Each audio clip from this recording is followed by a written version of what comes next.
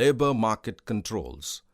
Assume you opened a manufacturing company and after some time you decide to close it down as it is not profitable. But consider a situation that the government regulations prohibit you from firing the workers. So, you are forced to run unviable operations. Sad, isn't it? Yeah, and I, as an entrepreneur, should have that freedom. Otherwise, I would be very skeptical in opening any other manufacturing unit and would like to reduce my exposure to these kinds of risks. Exactly. That is why in earlier times, most of the foreign companies who thought of opening their manufacturing units in India restrained themselves, whereas other countries such as Korea offered relatively flexible labor reforms and were able to attract more investment in labor-driven activities.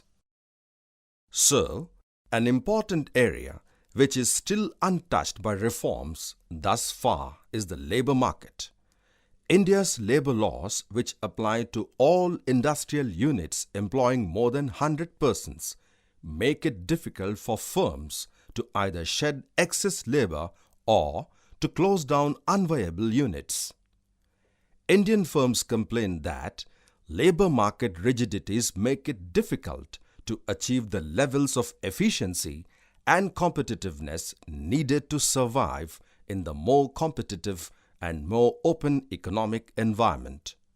They also discourage entrepreneurs from investing in relatively labor-intensive areas, which not only reduces employment below its full potential, but also introduces an additional bias against exports, since India's exports are typically at the labor-intensive end of the spectrum. Labor rigidities also make it difficult for Indian companies to undertake much-needed restructuring. In the new, more competitive environments, these companies need to consolidate their position in core areas, where they must modernize and expand while selling off other units to other entrepreneurs in a better position to manage and modernize them. Such restructuring should normally take place through mergers and acquisitions, but it is more difficult in India because potential new owners are unwilling to take over existing units if they are burdened with surplus labor. Tell me a few positive changes that you have seen in the government bank, State Bank of India, in which our family holds an account. Well, there are many. Initially, I used to be in long queues for depositing or withdrawing money from our account. But now, with the advent of net banking, debit cards, credit cards, mobile banking, I can do it at my fingertips. Okay, do you know your father has just invested in an IPO of public sector unit Coal India, an hefty amount for securing your future? Yeah, I know. But how it is related to our discussion?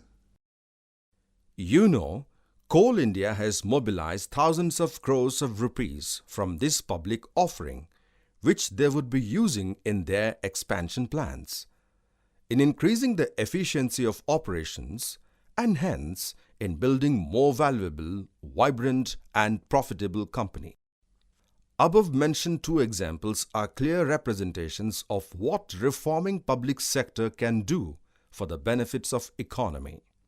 Despite suffering from all the familiar problems, inefficiency in operations, low return on capital, India's approach to public sector reforms has been much more cautious than that of other developing countries.